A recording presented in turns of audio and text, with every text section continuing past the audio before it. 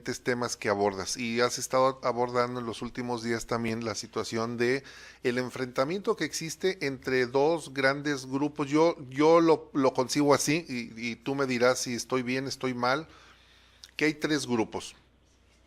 Uno, el de Tere Jiménez, la actual presidente municipal de Aguascalientes, que en ella ya están aglutinados, algunas le llaman corrientes o expresiones políticas. Se decantó el exgobernador Felipe González, pero también está el senador Antonio Martín del Campo, que ha expresado su apoyo, por lo menos a mí me lo ha comentado. También tengo conocimiento de que el ingeniero Rubén Camarillo, ex senador de la República, también se ha decantado por Tere.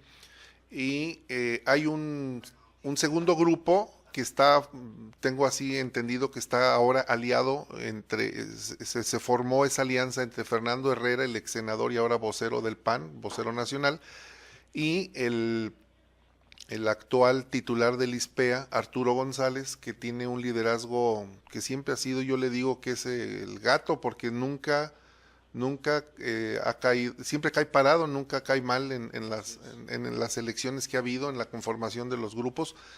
Ellos tienen un solo bloque, Fernando Herrera y Arturo González. El otro grupo lo tiene Tere Jiménez, con las expresiones que te decía, que están en su entorno. Hay un tercer grupo que es el del gobernador Martín Orozco Sandoval. Así es como están los grandes grupos.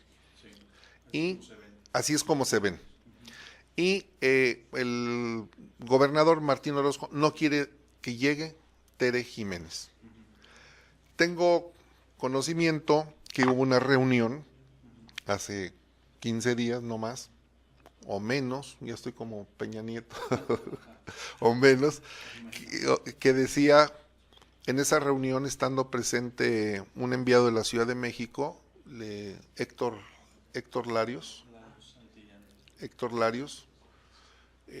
en la mesa se sientan Arturo González, Fernando Herrera, el gobernador, Tere Jiménez, y ahí le reclama, el gobernador Martín Orozco le reclama a Héctor Larios y le dice que no se va a cumplir el acuerdo que sostuvimos, el grupo de los gobernadores, con Marcos Cortés, ahora presidente del PAN a nivel nacional, cuando él estaba buscando la candidatura.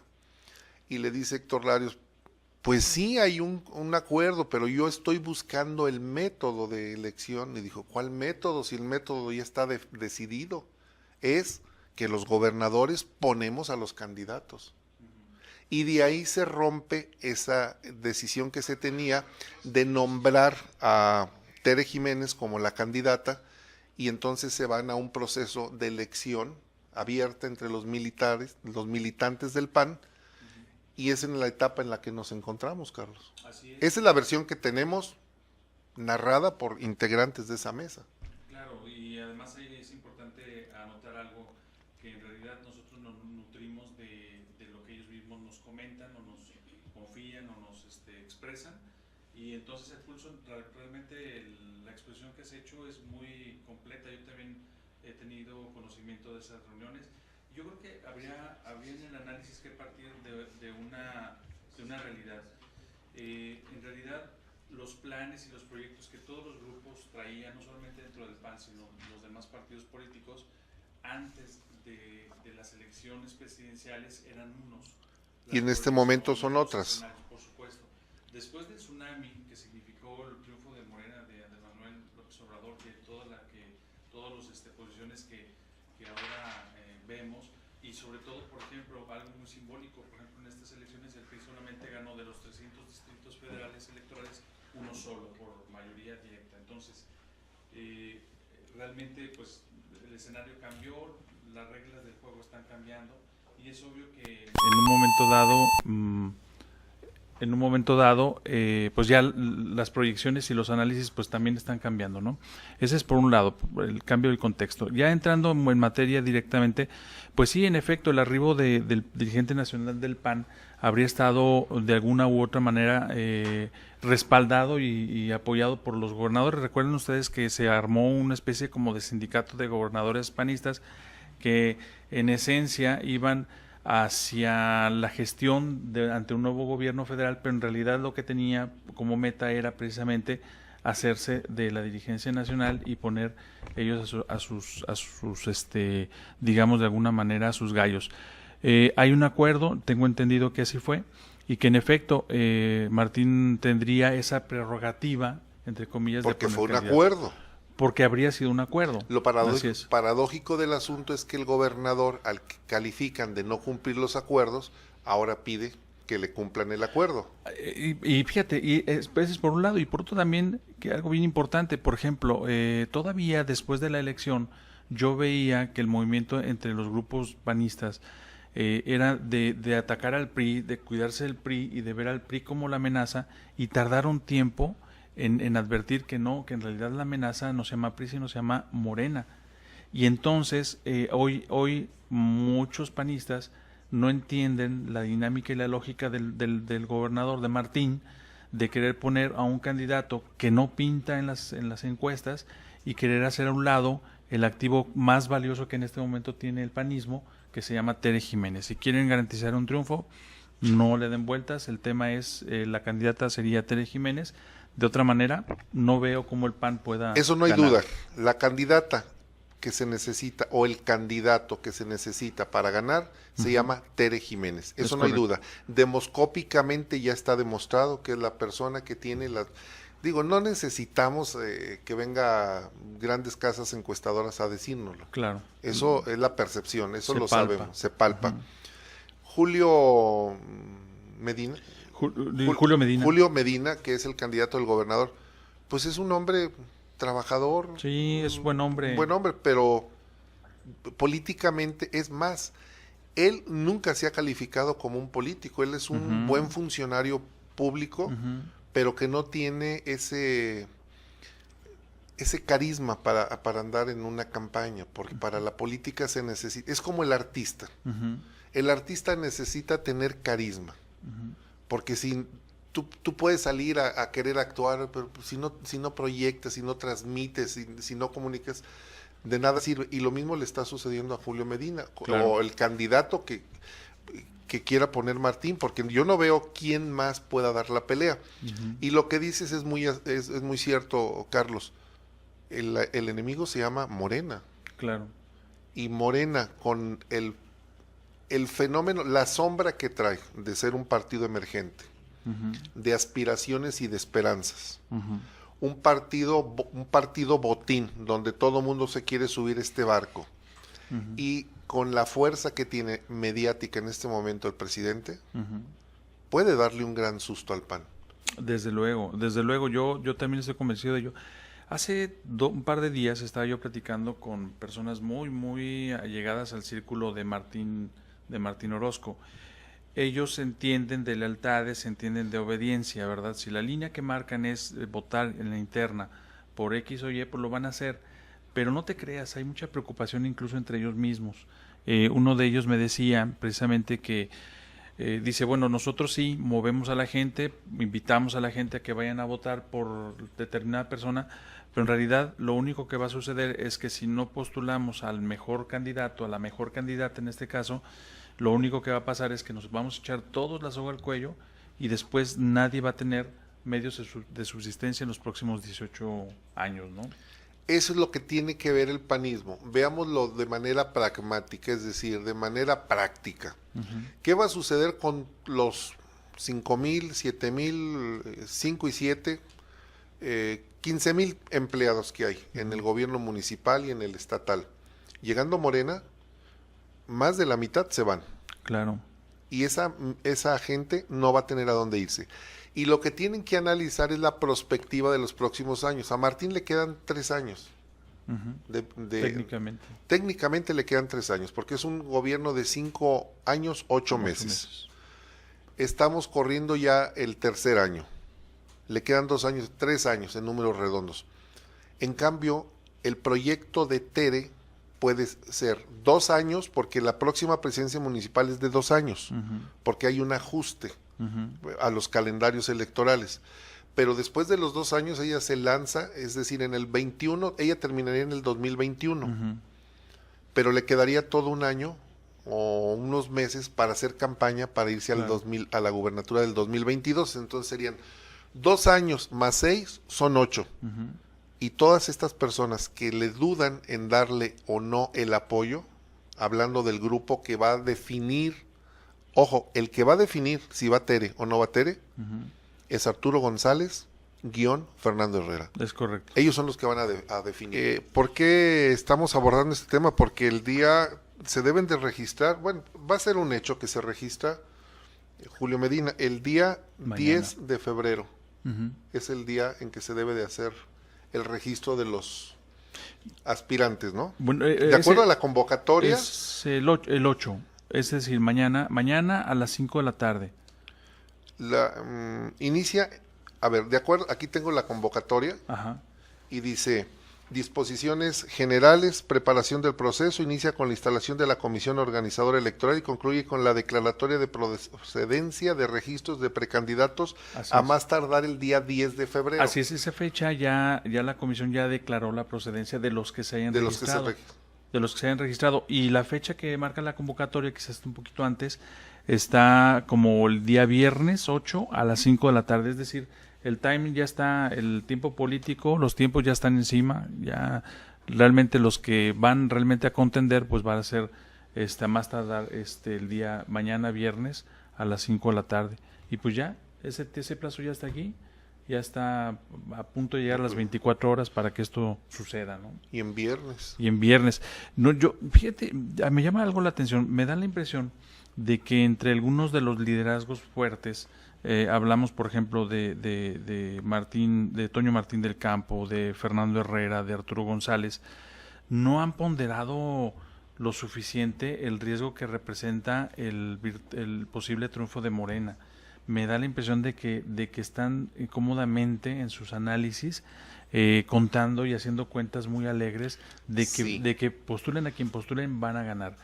Y en el peor de los casos, a lo mejor entre los acuerdos que logren, están presupuestando la derrota, pero están también presupuestando que pueden recuperar el poder rápidamente, y yo creo que ninguna de las dos cosas va a suceder. Primero, si no es Tere Jiménez, en realidad yo, de hecho, incluso cuentas históricos de votaciones y demás, si no es Tere Jiménez, en realidad el partido le va a entregar en bandeja de plata a Morena los triunfos. Y algo importante, no solamente estamos hablando del posible triunfo de Morena en Aguascalientes, sino también en por lo menos 7 municipios del interior, por una razón muy simple. Somos una ciudad capital, las campañas que parten de aquí permean a los municipios, y el ánimo que se transmite desde aquí en una campaña exitosa, con posibilidades de ganar, pues también se transmite al interior. Claro. Y viceversa, si postulas a un candidato débil, esa debilidad también se transmite al resto de los municipios. Datos duros, por ejemplo, Julio Medina, un buen hombre, un buen panista, tiene imagen, muy buena imagen, pero su capital ya afuera de preferencias electorales está entre el 25 y el 30% en una promediado de 5 encuestas, ¿no? Y frente al promediado de capital que representa tener entre el 75 y el 80%, es decir, ahí no hay punto de comparación. 3-1. Por ejemplo, yo pregunto, ¿cuál es el objetivo real de Martín Orozco de postular a un candidato que sabe perfectamente que no va a ganar? Yo creo que es, desde mi punto de vista, muy, muy, muy particular. Es una simple vendetta, una simple venganza. No quiere a Tere por una razón, le proyecta una sombra impresionante. No luce el gobierno de Martín Orozco frente al gobierno de Tere Jiménez. Simple y sencillamente no luce. Se lo come, metafóricamente hablando, en todas las declaraciones que da Tere, se la come en los actos que realiza Tere, en las decisiones que toma, mientras que el gobernador se la pasa, y no lo digo despectivamente, ranchando, o sea, anda en los ranchitos, en los honores a la bandera, en una comunidad X, no da la cara, no habla, no dice, no quiere, ataca a Tere. Tere le responde con una diplomacia tremenda, se come todo lo que le dice. y entonces el gobernador, yo lo único que veo es un afán de venganza, porque, a ver, hay que entender esto, después de que Martín termine su gobierno, políticamente, ¿qué le queda? Frente Nada. a un partido Morena que domina. Si Nada. fuera el PAN, tal vez lo creo, ¿no? Nada, exacto. No le queda nada, entonces, pues yo creo que dice, gobernador ya soy, dispongo de lo que tengo, hago lo que quiero, y de paso me llevo a esta jovencita Claro. entre las patas. Yo ayer, haciéndome esa reflexión, ¿cuál sería, qué es lo que ve Martín en esto de postular a una carta muy débil? Ese análisis que tú haces es cierto, nosotros lo hemos visto, hemos escuchado de otros actores expresiones en el sentido que confirman que efectivamente hay una aversión de que sea Tere la próxima presidenta municipal en reelección. Y yo, alimentado un poco por pláticas que he tenido también con gente del partido Morena, quienes han guardado silencio ante la pregunta que les he hecho, como por ejemplo esta, ¿será acaso que en realidad lo que trae Martín en su juego es una negociación con Morena? Es decir, entregar la plaza Aguascalientes a Morena, y de verdad, dos casos, silencio. Digo, a ver, ¿Hay pues algo? es que no puedo. Y entonces yo digo, el silencio otorga, pero eso y nada es también lo mismo. No deja de ser una especulación. Ahora, yo digo, en mi análisis, ¿qué es lo que estaría ganando Martín en esta presunta o en esta especulación? Que conste, se los digo con mucha claridad, no es más que un ejercicio de análisis. Pues de entrada yo creo que ganaría a cambio de, primero, recursos. O sea, Sí, que es lo más importante, lo que necesita es dinero. por supuesto. Porque hay un recorte brutal Porque al si no, presupuesto. claro, si no hay dinero no va a haber obra y no va a cumplir sus compromisos y entonces va a batallar demasiado. Entonces, esa es una. Otra, impunidad también. ¿Sí? Yo creo que a lo mejor No en me el revises negocio... mis cuentas y Pues y y te además, dejo además que no, pases. no es nada nuevo, ¿no? En realidad esto viene sucediendo desde que yo me acuerdo, pues los negocios, los pactos, arriba de la mesa, abajo de la mesa, Luis Armando, por muchas situaciones. Luis ¿no? Armando dicen que le dio el paso a Carlos Lozano. Ya, abiertamente. Ujú. La gubernatura cuando llega don Felipe, que además tiene un gran carisma, pues dicen que prácticamente Otto Granado la dejó correr, ¿no? Dijo Ujú. que se vaya el PRI y que llegue el PAN porque había una negociación a nivel nacional. Ujú. Carlos Lozano, yo no sé si negoció o no para que llegara Martín Orozco, eso lo desconozco. Pero permíteme hacer una pausa, Carlos Gutiérrez, director de Noticen, para seguir analizando este tema. Sin duda trascendente también para Aguascalientes, se lo puedo decir. No solamente es para el Partido de Acción Nacional, es para Aguascalientes. Imagínese que tenga el gobernador en sus manos todo, nada más le falta a la presidencia municipal, nada más imagínese lo que sucede. Y nos escribe nuestro buen amigo y licenciado Salvador Farías, dice que cuál sería el problema de que el gobernador trajera recursos para el Estado. No es el tema. No. No es el fondo, sino es la forma, ¿no? Claro, por supuesto, no, y además para traer recursos hay mecanismos legales. El nuevo gobierno federal tiene que definir bien las reglas y con base a ello no traer dinero y no por arreglos políticos, sino por lo que nos corresponde. Aguascalientes tiene, y él lo sabe muy bien, lidera en recaudación fiscal, en el orden, en el ejercicio de los recursos, y es muy cumplidor, la gente paga sus impuestos puntualmente. Yo creo que la federación tiene que ser muy recíproca, Premiar no con un gobernador en realidad, sino con la gente, con el pueblo, por con supuesto, la sociedad aguascalentense. por supuesto, y yo creo que prebendas políticas me parece que no tendrían aquí como que mucha justificación. Sí, habría que diferenciar, tal vez Chava Farías se refiere a decir, a ver, ¿qué tiene que ver un partido con un gobierno, con una sociedad? Creo que en ese ámbito lo trata de reflejar, ¿no? Decir, bueno, pues lo que necesitamos es que lleguen recursos. Y si el PAN gana o pierde, el PRI o el PRD o Morena, quien sea, pues eso es independiente de lo Claro. que necesitamos. ¿Tenemos enlace? ¿No? Estábamos tratando de comunicarnos con el senador Juan Antonio Martínez del Campo, pero no responde. Tal vez en un momento más. Bien, entonces decíamos Carlos Gutiérrez.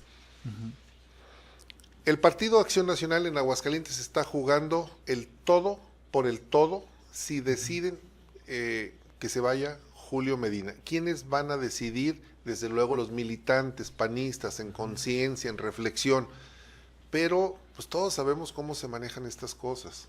Si llega, y además no sé si se pueda manipular o no, cómo se controle, si hay algún mecanismo donde va a ser por cédula, o sea, son papelitos y llegan boletas, pues. Boletas, es correcto.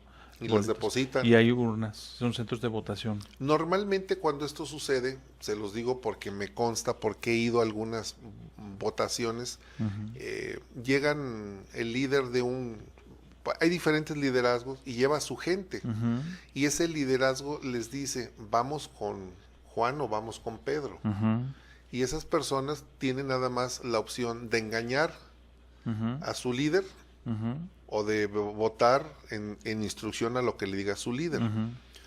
Tengo entendido que la gente del gobernador está ya instruida, decirle, van conmigo porque tienen que ir. Claro. Y si no, en el recuento de votos pues, se va a ver, pero ¿cómo identificas quién te traicionó, quién no? No, eso es imposible. Pues yo creo que ya más bien serían estimaciones, ¿no? De acuerdo a la votación que se obtenga.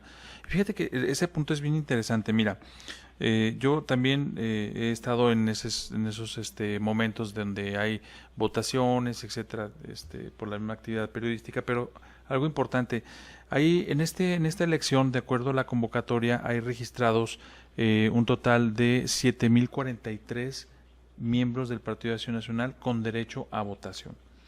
Cuando las contiendas son muy cerradas, generalmente el abstencionismo es muy poco, o es imperceptible. Prácticamente se vuelcan casi el 100% de los votantes. Porque aquí saben que un voto vale cuenta, mucho. Exactamente. Y luego, esa es una. Dos, más o menos el 10% de los votantes, el 10, tal vez el 15%, no pertenecen a ninguna corriente. No tienen etiqueta ni sello de nadie.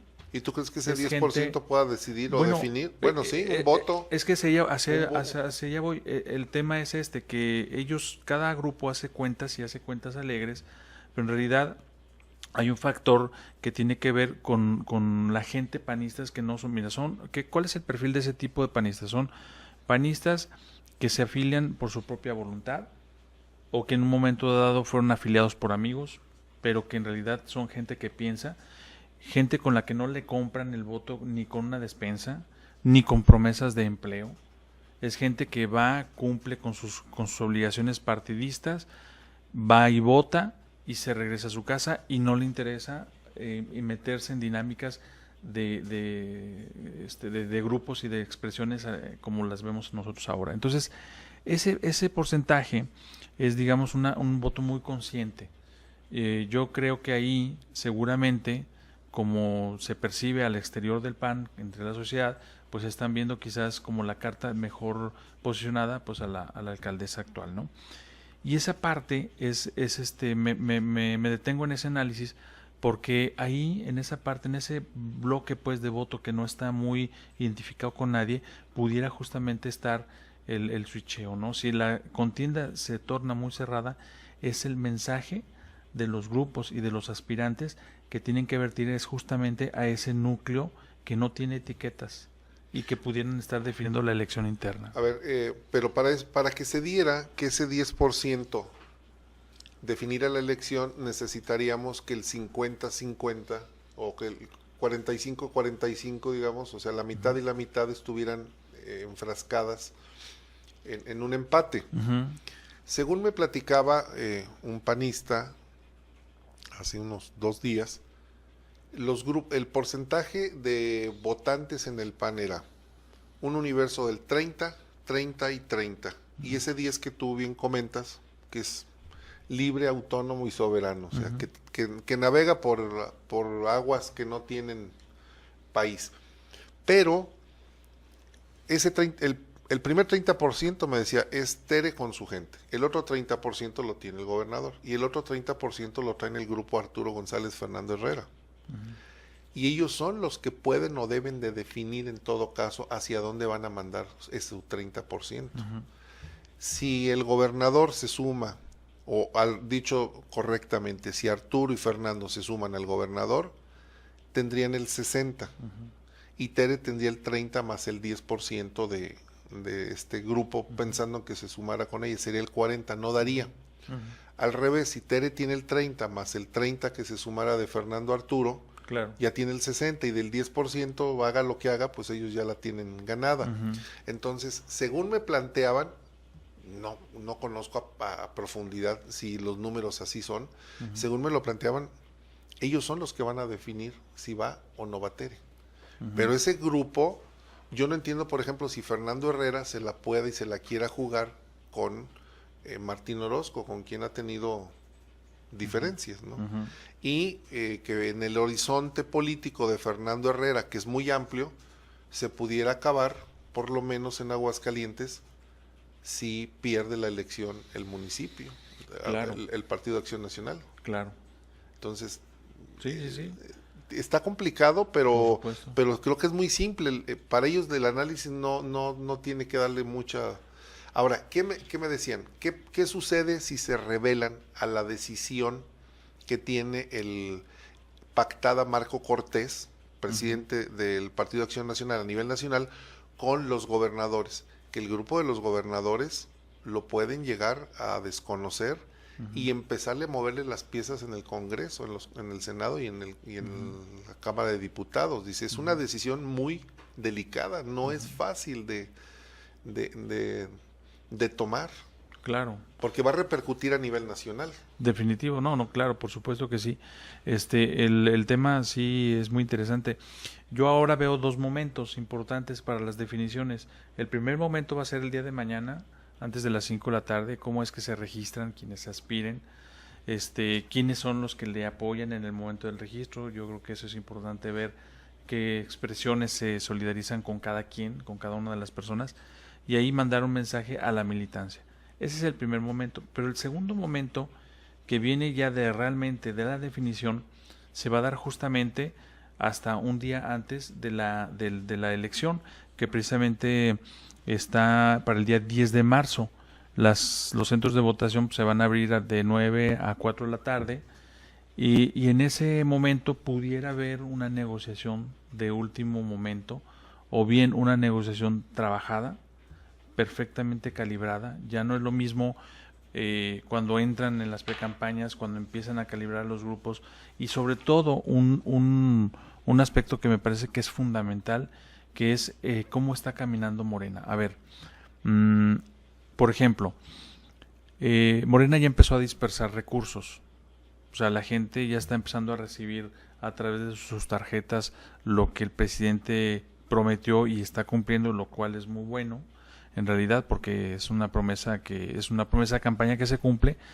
Pero pues no es todo, porque miren, por ejemplo, ayer hicieron un anuncio para los que tienen créditos de Infonavit, que pudieran hacer una quita de hasta el 55% de la deuda, sobre todo en aquellos adeudos en los que se han vuelto impagables, porque a pesar de que hace 15, 20 o 30 años han estado pagando, no terminan esas deudas, y entonces van a hacer una quita. Y yo pregunto, a ver, y más, por ejemplo, en Aguascalientes, que la gente suele ser muy agradecida, aunque sea una obligación de la autoridad el gobernar y hacer programas, la gente es muy agradecida. Yo pregunto, si con los recursos que van para las personas de la tercera edad, para los que no estudian ni trabajan, para las personas con discapacidad, los programas de garantía en precios en la producción agrícola, sí, este anuncio de más lo que viene, yo el otro más día lo que le van a dar a los abuelitos para andar cuidando a los por nietos. Supuesto, y además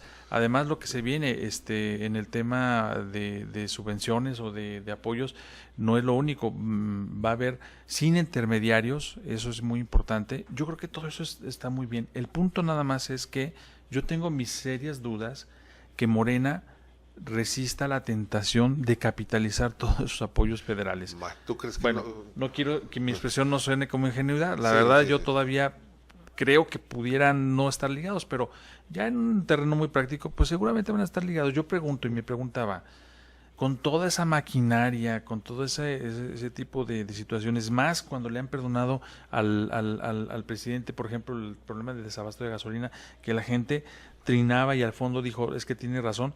Yo pregunto, ¿de verdad no ven esa situación? ¿De verdad No. creen, de No la verdad ven, creen que es lo peor. que postulando a un candidato que no le resta mérito porque es un buen hombre, Julio Medina, con capitales de hasta el 30%, les va a alcanzar la elección, el triunfo? No. Hacen cuentas alegres, ¿eh? Claro. Tú lo dijiste hace un momento, uno de los personas con las que platicamos también nos hacía ahí unos números, tantos de fulano y tantos de sutano, y bueno, pues así sí ganan, digo, así ya no vayan ni a la elección, ya la tienen ganada. Pero el comportamiento electoral en una elección que no es concurrente como es esta, baja el porcentaje de personas que van a votar. Aguascalientes ha demostrado que tiene un porcentaje también de agradecimiento, como bien lo dices, porque pues empiezan a ver cuestiones que nunca habíamos visto, como los apoyos sociales, pero como si fueran hongos, se están multiplicando. Claro. Cada día hay más apoyos a diferentes grupos y sectores, y el que recibe un apoyo va a decir, oye, pues le pienso, porque si ellos son los que apoyan, si de la federación apoyan cuando esté un candidato de Morena, pues más me va a apoyar en la presidencia municipal. Por supuesto, y además revísele, por ejemplo, este es un mensaje hacia la militancia del PAN, que está, de hecho el tema nos ocupa porque es un proceso interno, pero yo nada más les digo una cosa, o sea, les pregunto, y ustedes tienen la mejor respuesta. ¿Ustedes creen que, por ejemplo, los liderazgos, las cabezas de los grupos que hoy manejan al Partido de Acción Nacional, ustedes de verdad creen que no tienen su vida económica resuelta? Todos ellos, si gana el PAN, si pierde el PAN, no van a sufrir, no van a tener ningún problema. De tal manera que si postulan ustedes con su voto a un candidato que no tiene la mayoría de las preferencias o no ofrece al electorado, a la sociedad, confianza como para generar un voto que lleve al triunfo, pues tendrán que empezar a ver desde ahora a qué se van a dedicar. Y no lo digo, y a lo mejor el tema se vuelve tan frívolo como reducir todo esto a si hay chamba o no hay chamba. Pero en realidad ese es, porque cada uno de esos votos va a contar. Claro. Y a final de cuentas a eso se va a reducir. Sí, entiendo, es muy frívolo, sí, es verdad. Hay que ver el interés general sobre el interés particular. Pero hoy así está construido el poder. Se construye por partidos y los partidos se integran por grupos y expresiones que a veces piensan diferente y se confrontan, y los liderazgos están soportados por gente que vive el día, gente que trabaja, que si no trabaja en ese momento, pues simplemente no gana dinero, sí, no se pueden mantiene. quedar sin trabajo. Y entonces si tu dirigente te está condicionando a irte al barranco, bueno, pues ustedes tienen la decisión, ¿no? Sí, piénsenlo y piénsenle muy bien, ustedes militantes panistas que trabajan en el municipio, que trabajan en el gobierno, en las diferentes áreas, piénsenle a quién le van a dar el voto. El día de hoy, el tema, por cuestión de tiempo, tenemos que concluirlo. Carlos Gutiérrez, muchas gracias, un placer que nos acompañas. Gracias. Como siempre nos das tu tiempo, tu opinión, tus análisis, y valen mucho para nosotros y para las personas que nos están escuchando.